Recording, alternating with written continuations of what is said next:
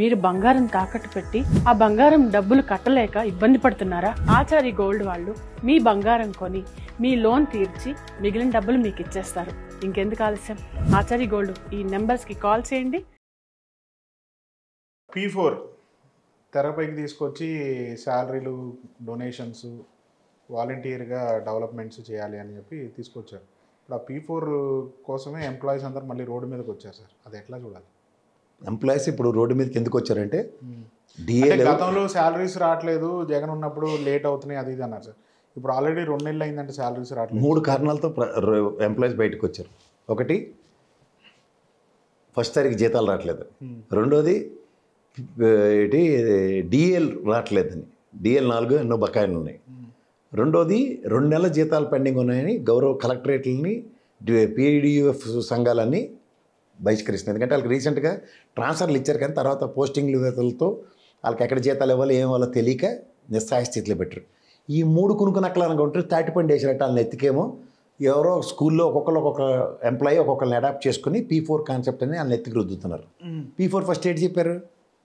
Industries, పెద్ద పెద్ద corporate సెక్టర్లో ఉన్న వాళ్ళందరూ సిఎస్ఆర్ ఫండ్స్ కింద అడాప్ట్ చేసుకొని చేయమన్నప్పుడు, అందుకే 6 బుల్లెట్లు ఏవైతే దించేస్తామని చెప్పి బ్రహ్మానందం గల్ల గాల్లో గుళ్ళు పేల్చి వచ్చిన ఈ ప్రభుత్వం ఈ బుల్లెట్లు కూడా పేల్చకుండా నీటి బుడగలతో దీపాల టపాకాయలతోనూ బాంబులు పేల్చినట్టుగా ఫీల్ అయ్యే కార్యక్రమంలో ఎంప్లాయీస్ని ఎత్తికి అది పెడితే వాళ్ళే అంతంత మాత్రం మా జీవితాలు మేమే కింద మీద పడి మా పిల్లల్ని చదివించుకోవడానికి డబ్బులు అన్నీ తెచ్చుకోవాలని సస్తున్న దగ్గర ఒక ఎంప్లాయీకి, ఇప్పుడు మనకి మా నాన్నగారు మీ నాన్నగారు కూడా పబ్లిక్ సెక్టర్లో పనిచేసిన వాళ్ళు, మా నాన్నగారు మా 3 పిల్లల్ని కాపాడుకోవడానికి ఆయన ఎన్ని తిప్పలు పడ్డారో నాకు తెలుసు, అలాగే మీ నాన్నగారు మీ 2-3 పిల్లల్ని కాపాడుకోవడానికి ఎన్ని తిప్పలు పడి ఉంటారో మీకు తెలుసు.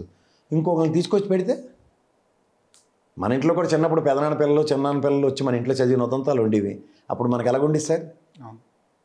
రోజు మనం ఏమైనా కోడి గురులు గట్రా మాంసం పచ్చలతో నాటిలు తినేవాళ్ళం, మన తిప్పలు ఎలాగుండేవి. సో ఇవన్నిట్లోనూ అవన్నీ తెలిసిన అందరిది మిడిల్ క్లాస్ కుటుంబాలు ఉన్నప్పుడు వీళ్ళు మాత్రం అడాప్ట్ చేసుకోరు.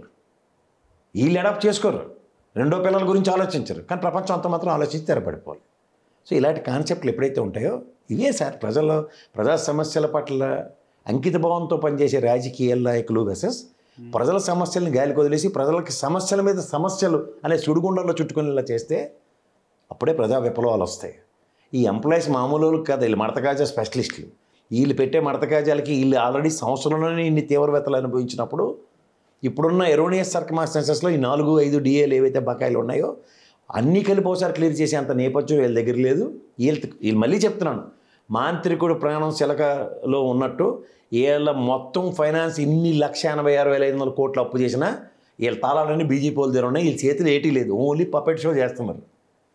ఏదంటే చంద్రబాబు నాయుడు గారు గత 95 నుంచి ఆయన ముఖ్యమంత్రిగా చూసినాడు ఎవడైనా సరే ఆయన దగ్గర జేబులో 10 రూపాయలు ఉంటే 500 రూపాయల కథకాలు చూపిస్తాడు ఆయన.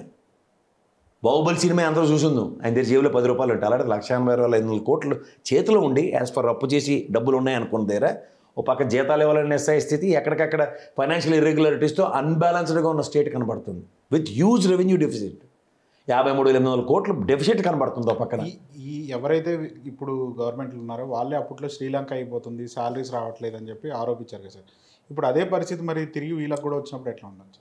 ఎందుకు ఆల్రెడీ ఉన్నాం కదా, ఉండి అనుభవించలేని దరిద్రంలో ఉన్నాం. ఇప్పుడు ఒకప్పుడు ఎఫ్ఆర్బిఎం లిమిట్ నిన్న కాగ్ రిపోర్ట్ ఇచ్చింది, చూసారు లేదా మీరు? ఏమని ఇచ్చింది తెలుసా సార్? మనం మామూలుగా 80,000 కోట్లు, ఇంకా 22 సర్కమ్స్టాన్సెస్లో ఇంకా 15,000 కోట్లు సెంట్రల్ గవర్నమెంట్ ఇది అవుతుంది.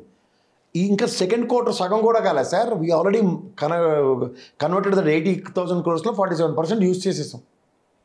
This the quite almost 50% reach అయిపోయాం. It's quite ridiculous. సో ఇవన్నీ serious updates for the respective government. CAG రిపోర్టుల త్రూగా ఇవన్నీ చేతామని వీళ్ళు వేర్ వీ లీడ్స్ అంటే వీళ్ళు ఖచ్చితంగా సోడానో ఇథియోపియా చేసి పంపించేలాగా ఉన్నారు వీళ్ళు. సామాన్య మానవుడి దగ్గర డబ్బులు లేవు. దానికి ఎగ్జాంపుల్ ఏంటంటే హరిహర మళ్ళీ టికెట్ కూడా కొనుక్కుని వెళ్ళలేదు. ఎందుకు వెళ్ళలేకపోతున్నారు? గతంలో అమ్మఒడి, తల్లికి వందనం బదులు అమ్మఒడి ఇలాంటివన్నీ కార్యక్రమాలు, ఆటో వాళ్ళకి 10,000 రూపాయలు ఇలాంటివన్నీ పడేసరికి డబ్బులు ఉండేవి, ఏదో విధంగా వెళ్ళేవాడు. ఇప్పుడు కిర్రి చెప్పులు వేసుకొని సౌండ్లేని పవన్ కళ్యాణ్ చెవిలో గులువులు తీసిన పాటలన్నీ కూర్చుంటున్నారు ఇంట్లో కూర్చుని, అంతకని కేట్లేదు.